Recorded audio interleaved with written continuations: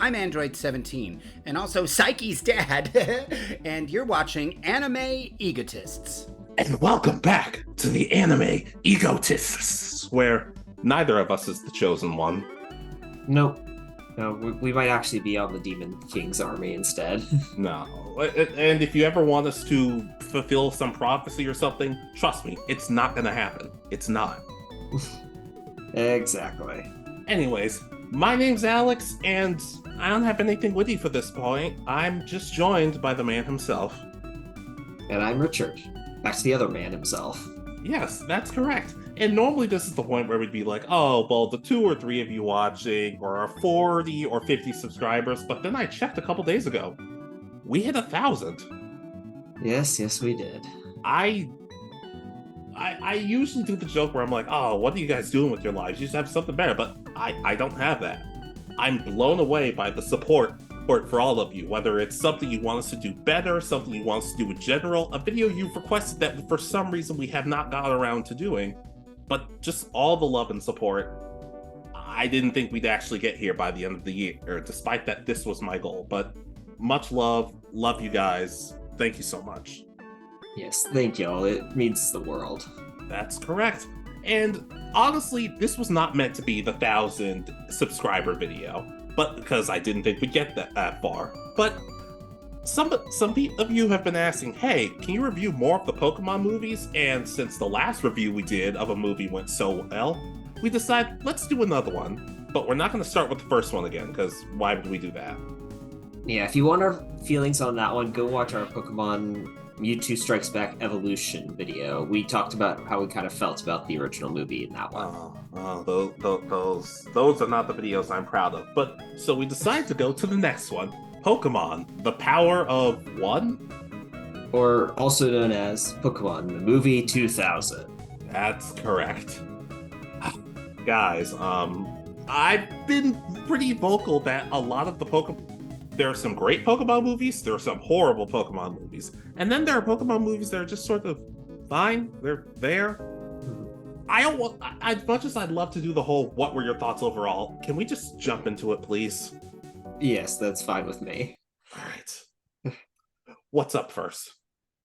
So, this movie opens up with, I think if I remember correctly, his name is like Lawrence the Third or Lawrence the Second. It's Lawrence the like Third. Yeah. And he's in his floating fortress thing, and he's attacking Moltres, trying to capture it. But he's kind of a collector of stuff, not a normal Pokemon trainer. In a completely illogical, improbable, probably deadly. His vehicle is stupid. And we just talked about Seto Kaiba's Blue Eyes White Dragon Jet, so this is not a good start for either vehicle. No, this is very kind of that sci-fi steampunk floating. It's got like 5 propellers that only move at like a mile an hour, and they just kind of, and the whole castle just kind of floats there perfectly still, despite firing major cannons at an island and a Pokemon. And yeah, it's definitely a weird vehicle to be chosen. Yes, but anyways, Moltres pops out of the ice because and it starts getting chased by Lawrence the Third, and this is when we cut to Ash and friends, right? Pretty much. I think it gets captured, and then we cut to Ash and friends. Yeah, we see Ash Ketchum, Misty. I don't think Misty had a last name, and Tracey, everyone's favorite traveling companion. Everybody loves Tracey, especially when he first showed. Okay, yeah. I like Tracey, as I said before, but I'll talk about more about him, but I don't feel like we talk about Tracey that often. Yeah, he's one that's become, I would say, not necessarily a fan favorite, but he's become much more popular as times have gone on. When people think back on him, it's not. Yes, he did replace Brock for a little while, and people were not happy about that. But he's more looked back favorably now when you look back on it, I feel like. Yeah. Yeah, like I never hate. I always wanted to give the guy a chance, but even when I first started watching, I'm like, oh dang, who is this guy? Yeah, I think I saw this before I saw any of the like Orange Island stuff, and they, if I remember correctly, they don't say his name like at all in this movie. It, Very rarely. it might be like once, and I didn't. At first, I thought, man, they redesigned Brock. What the heck did they do? And then I think they said his name finally partway through this movie, and I'm like, oh, okay, so it is a different character. Or I saw Brock pop up in the background of the scenes with Professor Ivy. Yeah, we'll get to Brock soon enough. But they're on this boat, and this woman named Marin is like piloting the boat, and she says, "Hey, everybody, let out your Pokemon." And we get that remix of Pokemon World, which is good, but just not as good as the original Pokemon World song from the Orange Islands. Yeah. Everybody's relaxing. Then you see Team Rocket and their giant magic. What is with these anime movies and ridiculous looking vehicles? That probably shouldn't work. Well, this isn't actually just from the movie. You got to remember, this was the anime that. Oh, I understand, but it seems weird how we harped on the Blue Eyes White Dragon Jet, this blimp thing, and now a giant Magikarp. It's kind of odd at this point. And I don't think it changes much as we go on through more of the Pokemon movies eventually. Oh, joy. But anyways, after the montage, there's a storm. There seems to be a storm coming, and everybody returns all their Pokemon except for Tracey and his Meryl. He just holds on to the Meryl. It's like you could have just returned it alongside your badass, awesome Scyther. But it also cuts to Ash's mom, who has a name apparently, Delia. Yep, and Professor Oak, who rides a bike up. Yeah, and it rains instantly and then starts snowing and then it stops. And it's just like, weather's not usually like this. And I'm like, have you been in Atlanta? Weather is this, we're used to this. Yeah, and you also get the you just see how good Mr. Mime is. He just like right before it starts raining, he already has an umbrella and is ready and is protecting Delia, and it's like on top of it. And Yeah. then I mean, yeah, but he's also sweet. Like, he's also fixing up the garden with a broom of all things. So I feel like he was just trying to look busy at that point. yeah, but he still was good at that one thing at least. Yeah. Either way, they start getting suspicious, but then they Ash and friends port. Yeah, so pretty much they get blown off course and end up on a different island than the one they were going to, and it turns out to be the boat driver's home island. Yeah, and it's Shamuti. There's a joke I could make, but I really don't feel like making it for this video. But the people there are a little different. Yeah, they're hard to describe exactly what they're supposed to be. I guess it's because they're a very modern society that definitely embraces their traditional parts as well, from what I Yeah. could tell. Yeah, but anyways, they all show up and basically surround the gang, and it's revealed that Ash is a Pokemon trainer, like Misty and Tracey. But for some reason, it's only special when it's happening to Ash. I'll talk more about what my problem with that is later, but they basically deem him the chosen one, even though at first they just say, "Oh, it's just a tourist thing. There's nothing to worry about," which is a big lie. But continuing, there's also a girl named Melody, and let's just say she has a fascination with Ash. Yeah, she's the I think it's the festival maiden is what they call her. Is Sure. her position. She's got to play a an ancient song for the chosen one after they completely get the chosen one's task, which is to retrieve 3 orbs from fire, ice, and lightning islands. Yeah. They do this poem about fire, ice, and lightning. It gets old real quick, but I guess it's a big moat, we have to talk about it. And she shows up, and she even gives Ash a quick little peck on the cheek. Just saying, And she did it before Serena ever did. Yep. And it seems to extremely bother Misty. Yeah. And then later she says, "Oh, and Misty, try not to get jealous." And I'm like, "Wait, we didn't even say Misty's name yet. How? Never mind. It doesn't matter." Yeah, if you knew who Misty was, you're fine, but she was never told, so that's like, okay, she's a psychic type trainer, Yeah, apparently. and she also is like, "Oh, so are you his little sister?" "Oh, well, if you're not, then you must be his girlfriend." I'm like, "All right, that's a that's a leap in logic." But they decide to stay for the festival. Well, they play this. Okay, I don't. Okay, full disclosure, I have not seen the Japanese version, but from everything I've heard, they actually had to 4 kids had to change the music at this point to be localized. Okay. I'm I not going to can act like I see. could. I'm not going to act like I could listen to the music and point out, "Oh, that's the music they were planning on using." I can't do it. I just remember in the abridged series, they did the same thing for the Ghastly episode where they had a festival, but since it's a 4 kids festival, they changed it. So instead of traditional music, they used the Yu-Gi-Oh! GX English opening as music instead. Which look, I'm happy with different cultures and everything, but I'd rather listen to that at a festival. Yeah, that'd be kind of interesting to hear, like just walking in. Yeah, yeah, but 4 kids also added a line that I I want to get your take on. Okay, which one is it? Okay, after some celebrating, you hear these people on the island talking, and one woman says, "And then she said, no, but I do have crabbies." Okay, yes, I remember this line. I was like, oh, we're making adult jokes now. Yeah, so STDs exist in the Pokemon universe? That's not something I ever wanted to think about, but Apparently, it's a thing. th- And we found out in the second Pokemon movie. thanks, 4 kids.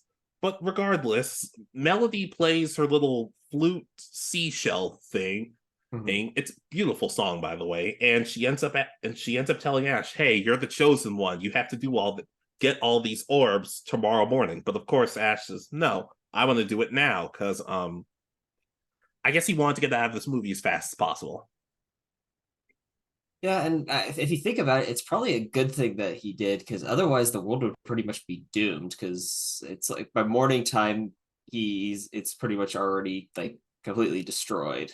We'll talk about that a little more at some point. But then, but right after that, Ash asks Misty if she's coming with him, and she's like, "Oh no, why don't you get yourself a girlfriend?" Because, yeah, guys, just a heads up, this is a heavy poke shipping movie. Like, it's a lot.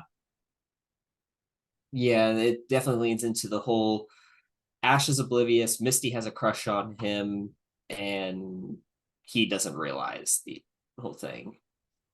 Yeah, and so they basically so Pikachu takes Ash's hat and they run off onto the boat because it's said that Pokemon can sense disasters before humans can. And when Ash and Marin get on the boat, Ash says, "I hope this legendary ceremony doesn't include a funeral." And I'm like, "Oh, cool. Death. We're acknowledging death and STDs. Awesome." Hey, we always asked for a bit more adult stuff in Pokemon. We just didn't realize we got it back in 2000. Yeah, I'm sorry. You know what? On second thought, maybe I have to give Sun and Moon an apology. Let's go back to Ash dressing up as Nurse Joy and them doing a school play together. But Uh, But anyways, it continues and everybody chases up after Ash and Melody and Misty do the whole, "Oh, your boyfriend's all this." It's like, he's a boy and he's my friend. He's not my boyfriend. And then Tracey runs up and says, "Wait, are you talking about yeah, me?" and he's running like this, holding his backpack. I had to pause that every time I hear that joke, I start cracking up. I'm like, Tracey, you're not good for a lot, but you got me to crack up. Well done, Tracey. Yeah, that's probably Tracy's best line. I think it might be his only line in the entire movie. If I No, he has another line and it's terrible. Okay, well, that's his best line for sure. Then afterwards, we see Professor Oak and Ash's mom talking to Professor Ivy, and we see Brock run back and forth. Mhm. And all he does is scream because he's trying to take care of something. Best money Eric Stewart's ever made. Yeah, and it's a good, and I that made everybody who was a fan of Brock happy because we all missed him. Yeah, yeah. Well, at least we got him back, and then he left for like half second for 3 episodes, and then came back. And then left again for 2 episodes and then came back. And yeah, and, And then became a doctor. yeah. But anyways, Team Rocket's also still chasing after Ash and Pikachu, which because of course they do. And Ash and Marin end up getting washed up on one of the islands. And what are you looking at? What's wrong? It's Ice Island. Yeah. I think, Ice right? Island. Is it Ice? No, Fire Island. It's right? Fire Island. That's right, because it went backwards. Tres, dos, uno. Okay. Yeah. So it gets to Island, and Marin decides to just have a drink and relax while Ash is doing his thing, not contacting anybody for help. But Melody, Tracey, and Misty also end up shipwrecked. And Melody ends up pulling a lever, which causes the sails to extend so the winds can kind of pick up the boat a little bit. It's a pretty smart strategy until Tracey says, "Wait, so this boat can fly?" And I'm like, "No, Tracey, you idiot." And Melody's answer is if you know what you're doing. At that point, I would have been like, yeah, hey, Tracey, can you check something over the edge of the? No, get out. That line was too stupid. But yet it does kind of fly ish. Sort of. But anyways, they get the red sphere. Ash gets the fire sphere, and Team Rocket does their whole old motto and gets interrupted by and almost killed by Melody and everyone else. Yep. Who have ridden their boat up the stairs to the temple where the glass fire thing is standing or sitting. Yeah. Team Rocket, if you just steal whatever they use to make these things, your stuff would be indestructible. Just saying. But then we get a scene of the Melody and Misty bickering again, and Jesse and James are both like, "Oh, you shouldn't get involved with the opposite sex until you're older," or something like that. It's a really odd scene from Team Rocket trying to give romantic advice to other people. It's kind of bizarre to listen to. Yeah, and then if I remember correctly, Zapdos attacks, right? I believe so, yes. Yeah. And So also and then it also starts showing all of these Pokemon, like there are flying Pokemon headed to the location, there are water Pokemon, and Ekans who apparently can swim in freezing water at this point. And it just wanted to be helpful. I can't dock Ekans too many points. yeah, Heckens is awesome. So Yeah. But they also get to Zapdos. They get to Lightning Island, and there's a little mini avalanche, and Ash gets the lightning ball. I thought it was Zapdos attacks, and then they like blow up the ship. Zapdos attacks, but Pikachu uses its electricity to communicate with Zapdos, which is odd considering Meowth can literally talk to Pokemon, but give Pikachu something to do. Yeah, and it's pretty much Pikachu's trying to ask why it's on Fire Island, and it's Zapdos's response is, "I'm claiming this for myself because there's no Moltres anymore," which implies that there are only only one of each of the Pokemon. Yeah, which is odd. I thought Zapdos was supposed to be in some factory. Yeah, no, that's about right. But regardless, they get kidnapped by Lawrence III, and he tells them that he's a collector, saying, "Oh, well, I'm collecting these legendary Pokemon, the legendary birds, but they're not my main goal. My main goal is something else." And Misty jumps on them, saying, "Hey, how can you do this? Pokemon are just collectibles to you, which gotta catch them all. Does that mean what is it me, or do the early Pokemon movies do a really bad job of being like they have no moral ground to stand on with some of these statements?" Yeah, especially when that was such the big catchphrase, and it's like there's no way of having all of them in your team at one point, so you can't say, "I've got all 151 of the original Pokemon as my team." Yeah, And I did look this up. Apparently, that was the English version. In the Japanese version, Misty said, "Well, the way you're doing it is cruel. Why don't you just use Pokeballs?" Which is a fair question. But he says, "Oh, well, if I catch them in Pokeballs, then I can't have them stand around and pose." And I'm like, "Wait, what? Couldn't you just catch them in Pokeballs and say, 'Hey, Articuno, just stand here, wait for your break, wait for lunch'?" It doesn't make that much sense either way. Yeah, and he lets them out of the cage. Eh, Yeah, and yeah. But here's the thing: Ash and his Pokemon lets all of his Pokemon out, and by all of them, I mean the starters and Pikachu, who to let Moltres out of its prison. And mhm. awesomely enough, it's like our favorite things about Pokemon. Team Rocket are bad guys, but they're not the bad guys, and they actually send Arbok and Weezing out. Mhm. And they start trying to get they're going after the Moltres, if I remember correctly, right? Yeah, they go after Moltres first, and then I think they save Articuno off screen, I guess. Yes, but to keep bringing up the Japanese version, apparently Tracey was the one noticing the attack, saying, "Hey, wait a minute! Hit lightning with Charizard's fire and Bulbasaur's water. That's gonna make an explosion. We better get down." Not really sure why they took that part out, but maybe they heard him. Maybe they heard him say, "This boat flies," and they decide, "Well, we're cutting this. We're cutting this dude's line." Yeah, it's like he had a good line and they cut that instead of cutting his bad line earlier in the movie. Yeah. But they free the Pokemon and they're also escaping while they run down the vehicle and they land in the snow and they're still alive somehow. Yeah, and that's when they are now on Lightning Island, if I That remember is correctly. correct. And oh boy. We also neglected to mention that there's a Slowking, a talking Slowking who keeps talking about the prophecy. Yeah, I think it's supposed to be more of. It's only been used a handful of times.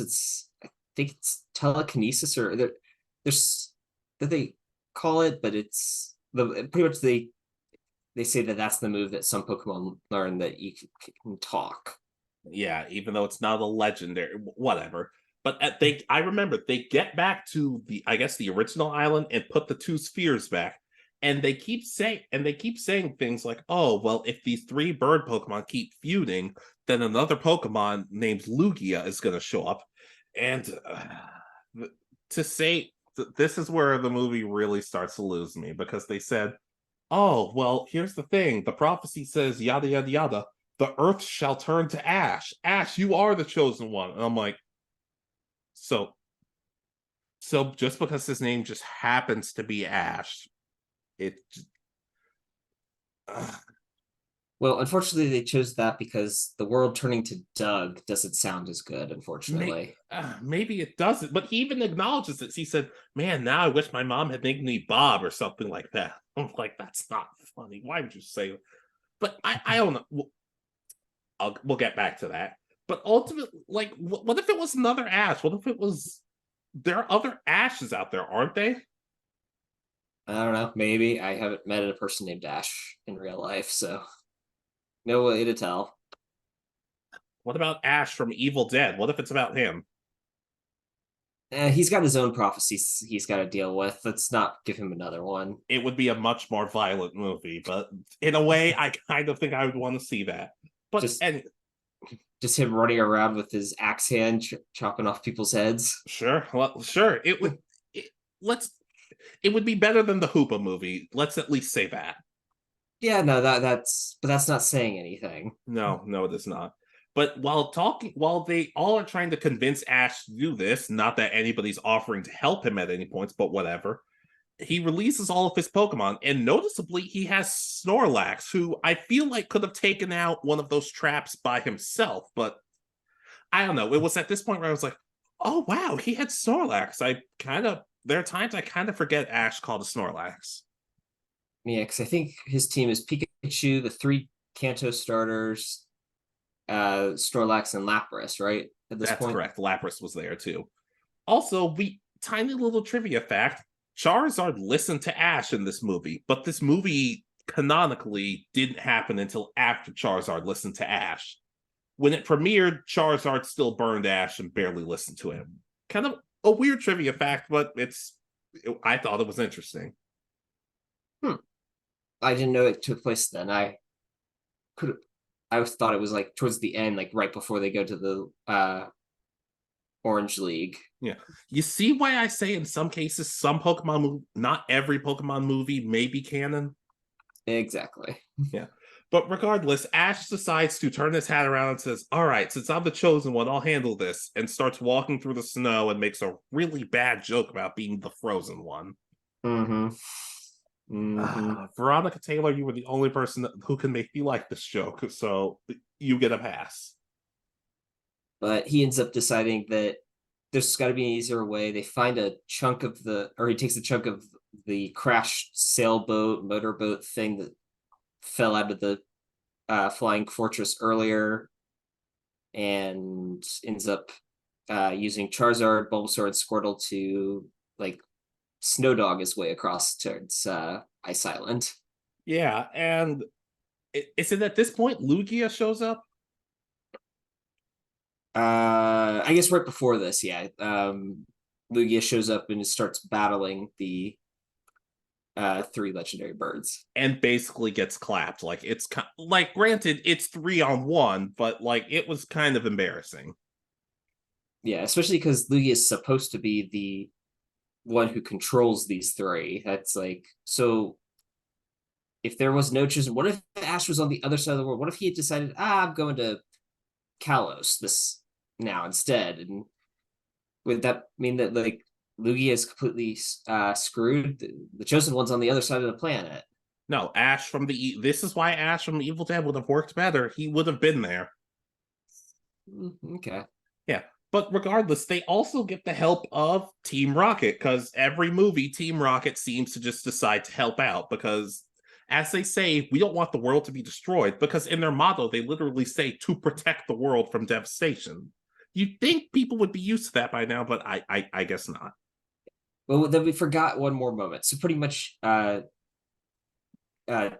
Delia, Professor Oak, and Professor Ivy are on a helicopter heading towards these islands to investigate, help out, be useless. Don't really know. Yeah, no, you got that last one was right, because they provide nothing to this movie. But then again, you could say that about literally everybody, but we'll get to that point later. Sure. Yeah, but Ash, they basically save Lugia, and Ash gets on Lugia's back alongside Team Rocket, but they're still being weighed down, and the legendary birds are still coming after them. So Team Rocket decide, you know what? They decide to sacrifice themselves. That's a little farther in still. Maybe I'm just trying to get through this as fast as possible, but fine, you go. Yeah, pretty much. Ash, with Lugia's help, makes it to Ice Island and gets the sphere, and then they're attacked by the legendary birds. That's when Lugia flies and helps him, and then Team Rocket's weighing them down, and are they saying their motto kind of like they kind of start to say their motto, and I did write this down because they said, let's not say goodbye, let's just say we're gonna die. Oh god. And yeah, it's a dark moment, and they let go of Lugia's leg, and Ash legit sounds sad and scared for him because he says, wait, what are you doing, or something along those lines. Team Rocket. And then they land the ice cold water, and then they just pop up and like, not much of a sacrifice, but you know what, they did what they had to do, and I love Team Rocket for that. Well, falling straight down for them is relatively easy when compared to the fact that they're flown into the sky to the point where they become a speck, so they're flown thousands of miles away. Yeah they did good, but ultimately they get this, like, Ash starts talking to Lugia, and he's like, wait, Lugia, why are all those Pokemon sitting down there being useless? And it's like, they don't know what they can do. They'll be here in case they're needed. They could be needed because Ash almost drowned at one point, and none of the water Pokemon decided to help him. Misty helped him at one point when she said, I'll go help him because deep down Ash needs me. And I'm like, you know, normally I try not to read too much into stuff like this. Like I just try to say, no, they're friends, dude. They're friends. Why do people have to reach? Why do people have to over exaggerate? I'm like, no, this was basically canon. Yeah, and in all honesty, I think this was also when they didn't expect to be changing female protagonists in the series at all, because we still had most, if not all, of Johto to go through in the series before they would have introduced May. Yeah. Yeah, makes you wonder if they had gotten rid of Ash right after Johto, that ship probably would have been Endgame. Yeah, and we wouldn't ever have these arguments. Well, probably still would have happened anyway. It might have been worth it. But then again, even outside of that, like I said, if they had switched out Ash earlier, things could have been a little more interesting. But regardless, Lugia talks about how all the other Pokemon really want to help, despite the fact they're not doing anything whatsoever. They get they. Oh no, I remember. He has the ice sphere here, and Ash just the Slowking. Here you go. And he's like, "No, you're the chosen one. You have to do it." They get up there, they put the sphere back, and is that basically it? Yeah, Melody starts playing Lugia's song because Lugia seems to be dead, having been like blasted with all three of their attacks and falling into the ocean. And it pretty much starts making everything glow and turn into the crystals from the third movie. And Lugia or Moltres, Zapdos, and Articuno end up calming down, and Lugia shows back up. And Lugia offers Ash another ride to walk to like float around and see all the good Ash has done. And I don't know. I also think it's kind of weird how Ash didn't use his Pokedex once for any of these Pokemon. Yeah, I think this is the first time we've seen them, any of these 4 or 5 Pokemon, because we've got, I mean, because this is kind of the introduction of Johto Pokemon in the movies, because we had Meryl already introduced. Well, Orange Islands, he probably had checked it out when he met Tracey. Yeah, but still we had Articuno, Zapdos, and Moltres, which I guess we met Moltres at the Indigo League because they talked about it being Moltres' fire. Sure. But the point being, let's see, he'll use his Pokedex on any random thing, but legendary birds, he's like, I got this. You're not the legendary bird he's looking for. That's in another castle. Jeez. But anyways, Ash's mom finally shows up and she's like, "Oh my god, you were dangerous and you were in danger, and if I had lost you, etc., etc., etc." But she also promises to stay close to home at some points, which I get apparently is the reason why he comes home at the end of every region, I guess. There's that, and then maybe that's why he did the Kanto Frontier Brain battles, because it was that he was staying close to home. He was back in the Kanto region for a season. Yeah, I guess, and yeah, basically, and in all seriousness, it is a good scene of showing just how much she cares about him, rather than just saying, "Hey, go into the wild, find some Pokemon, come back at some point." Yep, because that's kind of an awkward thing. It's like, you've turned 10 years old, you've got your Pokemon license, you got your first Pokemon, now never come home again for like a year and a half. To be fair, I would have been ready. Yeah, but the fact that also the Gary's parents or Professor Oak provided him with a chauffeur and a whole bunch of teenage or older cheerleaders is kind of also weird. I never said this. I never said it was perfect, and no, I want to think about that, because that gets messed up if you start to think about it too much. Yeah, so well, let's go back to the movie.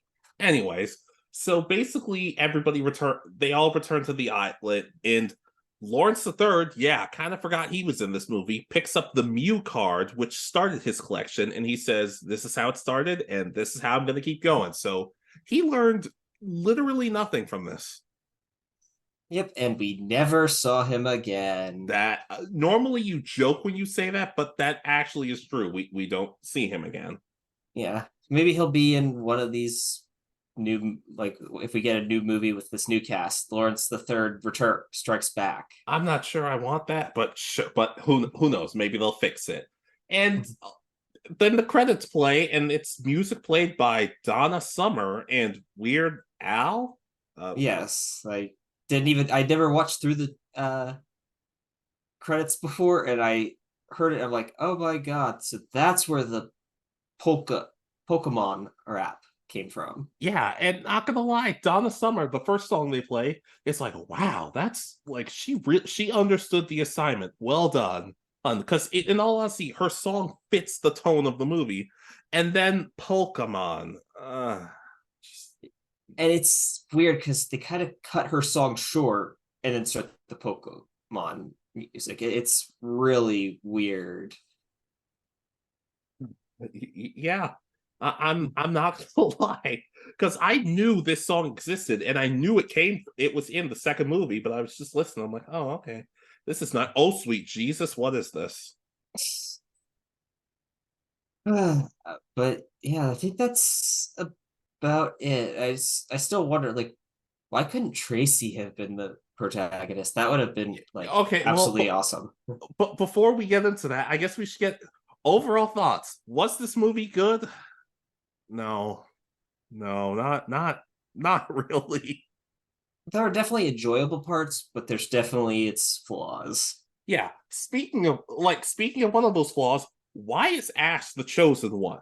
In the sense of every time he tries to do something in this movie, he has help from someone else. And that's not necessarily a bad thing. But when you keep saying Ash is the hero, Ash is the chosen one, Ash is this, and that, and he keeps failing, I don't know, it kind of makes him and the movie flop. What would have been kind of cool is if they said Ash was the chosen one, but then Ash said, no, it's not just me, it's me and all the friends I've made. It would have been cheesy, but it kind of works for Pokemon. Yeah, this was kind of big before the power of friendship became overdone. So if this is because this was like 2000, and a lot of the animes that do that sort of thing came out after, so it could definitely have worked here. Yeah, nice to know the power of friendship was utilized probably even worse in this movie at the rare points it was. But okay, we talked before in the Pyramid of Light movie how you don't really like Anubis that much, and I tried to defend him by saying, I at least feel like he's threatening, like he's dangerous. I can't say that about Lawrence. Lawrence is just weak. Yeah, there's definitely that makes no sense because he lets them out of the cage that they're in. At least that's what it looks like in this movie. They don't release any Pokemon. They don't seem to be breaking out. It's just sort of he leaves the room and says, and the cage opens. Yeah, I had to go back and rewatch that scene a couple times, and that was the implication I got. So it's one of those like, well, he's stupid as well, apparently, because he also didn't take that. Like, why didn't he secure their Pokemon in like Pokeballs or something, just so that they can't do anything? Nice to know that they're dumber villains. It's not a good sign when Jesse, James, and Meowth look like competent villains compared to you. Exactly. Yeah. Not only Ash even tries to body check one of the prisons, and you would think after the last movie he would learn maybe running headfirst into something is probably not the best idea. Hey, he doesn't learn that for many, many years, despite the fact that he doesn't age at all. So many, many, many real life years, but not any real life years in the anime. Yep. So just a reminder, Ash, for you, body checking things never, ever, ever, ever, ever, ever works. Nope. No, it does not. But the movie looks good. It's a visually nice movie. It's a good movie for Team Rocket, especially at the end when they break the fourth wall by Slowking saying, "Hey, A lot of people saw what you did. Look. Even as somebody like me, who's not the biggest shipper, the Ash and Misty moments are not completely overbearing. If it completely, Yeah, I was gonna say this is probably the best portrayal of, I would say, this kind of age relationship of like, oh, you must be his girlfriend, and that you gross kind of thing. But still being embarrassed by it, obviously having some sort of crush or something on him. That's, I would say, probably more realistic than how they portray it more in the anime as it goes on. oh, we're gonna have to. I was gonna say we're gonna have to talk about that more at one point, but I don't know under what context. Eventually, when we review all of the series. I don't think I can do. People aren't going to like those videos because you have nice stuff to say about Johto, and I have nice stuff to say about Advance, and people are going to be like, "Yeah, but what about Diamond and Pearl?" I'm like, "That's not this video. Diamond and Pearl gets its own video where we say the nice things about it." And the awful things, because no matter what, all the series have some bad episodes. There's no going about that. Oh, absolutely. But regardless, the movie wasn't not horrible by any means, but I would definitely, if somebody asked me, I would probably say they could skip this movie if they wanted. Yeah, there's not really. Uh, yeah, there's. Yeah, it's just another one because I think there's more later on. I don't really remember that Ash is kind of the chosen one again. So Yeah, and controversial opinion, I actually like Ash more when he's just a 10-year-old kid. There's nothing I like Ash more when he's not portrayed as special or unique. I like when he's just a rambunctious 10-year-old who can be a jerk but still has good moments. I don't like this idea of, oh, Ash is the chosen one, or oh, Ash has aura abilities, or Ash, I don't know. To me, it ruined Ash Ketchum down the line when they started adding that stuff to him. yeah, and the fact that they added that as like for the eighth movie, and then it has come back as part of the uh well god what the Journey series, and it's like we've never talked about this in like the entirety of Pokemon, but I guess maybe if you go back and talk about the Kalos, he might have had it then, but Yeah. Maybe that's why Ash Greninja has always been kind of controversial for me. It's a tricky subject. I don't know. It just not to this extreme, but it just reminds me of when they told Naruto, "Oh yeah, by the way, you're the reincarnation of the Sage of Six Paths or whatever. Oh, and your dad was the fourth Hokage. Oh, and your mom was an Uzumaki who was known to have a ton of chakra. Oh, and also you have the strongest tailed beast." Like it starts to get obviously not to that extreme, but I don't know. This was the start for me of Ash kind of beginning to change in some cases, and not necessarily for the better. the good thing about this one though is that it really doesn't affect this series for a long time because we don't get he doesn't get any powers or anything that seem to come back up besides maybe surviving falls that he shouldn't. But This is an anime, so that would have been true regardless. But overall, Pokemon on 2000, is it good? Not really. Did I enjoy it? Yeah. I would definitely say this one falls into the category of a guilty pleasure Pokemon movie. Yeah. You don't have to like the story, but it's still one of those. I would say if you haven't seen it, give it a watch. If you're going back and rewatching, it's one you can probably skip again. Yeah. Yeah. If they had touched up a couple of things, I think it could have been an underrated movie. But now it kind of stands as bad, but certainly not horrible. Like I'd say it's just bad, not horrible, just not good. Yeah, which is might make it in the top half. It's hard to tell, like in Pokemon movies, because some of them are really bad, and we will eventually get to them. Yeah, but up next, and when I say up next, I'm not saying, oh, this is next week's video. I'm saying the next Pokemon movie, we have Pokemon 3, The Spell of the Unknown.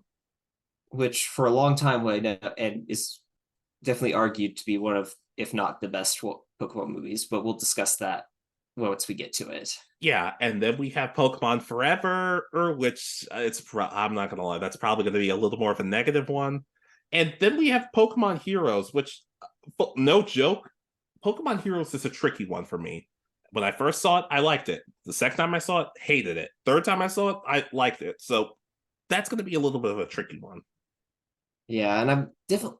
It's gonna be interesting once we get to some of the later ones that I've either seen only once or haven't seen at all. Like I know I haven't seen all of the Diamond and Pearl era movies or any. And I don't think I've seen any of the black and white ones. The Genesect movie is not very good. Yeah, I've heard that, and yeah, we've got some interesting ideas for I think the first black and white one when it's two different movies, but there's the same story. Yeah. And we also would want to do some of the specials. Like I'd love to do the Legend of Thunder, the mystery dungeon stuff. But like we said, it's been a long time coming, so we wanted to do all the movies. So 3, 4, 5, 6, 7, 8, 10, 11, just all the movies. I think you missed one there. I know it's your least fine. Fine. The Mirage special. I can do that one too, but the voices change and the voice actors, look, they're doing a great job, but it doesn't sound like they fully have the voices down yet, but I can try. You know we have to do the 9th movie. No, we don't. You get to be that's the one that you get to be very angry and emotional about because you absolutely hate this movie. No, okay. But in all seriousness, we've talked about doing these movies before, and don't think we're going to do these movies on our own. No, I want to bring on some people to suffer with us or get excited with us.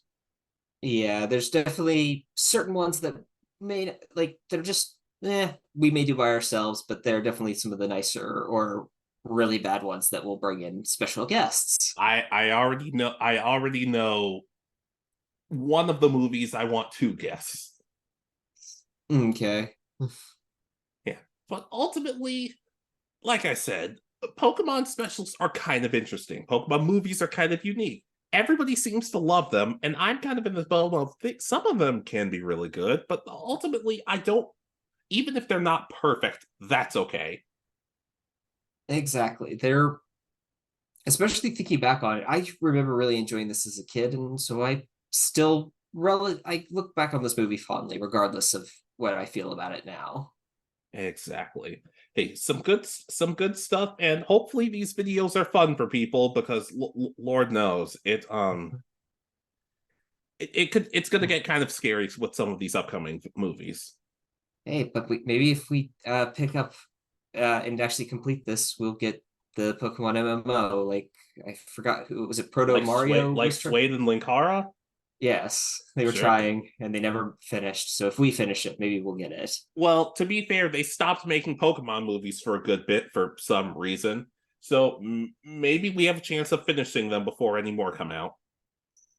Yeah, maybe. It's hard to tell because there might be one coming out, but we don't know. Yeah. And I guess this is as good a time as any to say, I don't remember if we ever talked about this, but we're probably going to do a wrap-up video for Journeys because just because we're so far behind. Yeah, now that Journeys is over finally in the US, we're not burned out with Pokemon as much as we were when the last part or 2 parts ago came out, I guess. So we may just wrap it up in one video. And some of you might be asking, are you going to cover Horizons like you did Journeys? No. I personally don't want to, but maybe Richard could talk me into it. I don't think we will. We may do like a season recap or something if we really enjoy it or really hate it once we actually get to see it, but we'll make plans later once it's gets closer to the point where we actually can see it because we still haven't premiered here in the US. There's a good to fair chance I might just start watching it in the next few days. Not a guarantee, but I'm kind of just at the point where, this sounds interesting. This sounds kind of cool. I don't feel like waiting 8 more months for it to premiere, so who knows? Exactly. All I know is they didn't ask us to be in it, so I might not be that interested. Yeah, well, they had to hire professionals, apparently. We can be professional-ish. Who are you kidding? I don't like you. All right, but anything more about the Pokemon the movie 2000 from you? Nope, flawed, but still enjoyable. Exactly. All right, so yeah, guys, 1,000 subscribers. I still kind of can't really believe it. I always told people 1,000 by the end of the year, 1,000 by the end of the year, but I didn't actually think we'd get to it. Yeah, and we've only made it halfway through the year, so Some of you might be asking, what's the next goal for the end of the year? I'm like, no, we hit our goal. I still want to keep going, but I don't have a goal for the end of the year. Just keep subscribing, and we'll figure it out. yeah, we appreciate every one of you for liking our videos and for subscribing to us. Yeah, whether you love the videos we do, or you're just like, I kind of wish you'd talk about this topic more, or that topic more, anything's appreciated. If you have any suggestions or ideas for 1,000 subscriber video, which we're still coming up with, please let us know.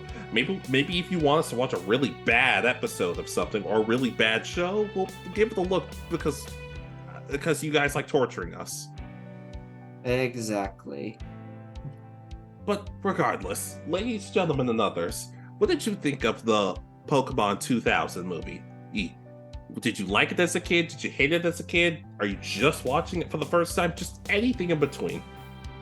Exactly. And I mean, do you really want us to continue with all these? I mean, we plan on doing it anyway, but I think we've got a long way to go. There's 25 movies or something plus now? Yeah, and I don't plan on doing one every week, so it could take a minute. Yeah, these require, especially some of the older ones and the ones we haven't seen more than once, we have to go back and watch and get some actual details about, because I don't remember a lot of the movies. I remember a good majority of them, but still I would need a rewatch. Exactly. But anyways, let us know some of your favorite Pokemon movies or anime movies you'd like for us to review. Like, comment, and keep subscribing, and we will see you guys next time. This has been Alex. And Richard. And you have been listening to Anime Egotists. Good night, and peace easy.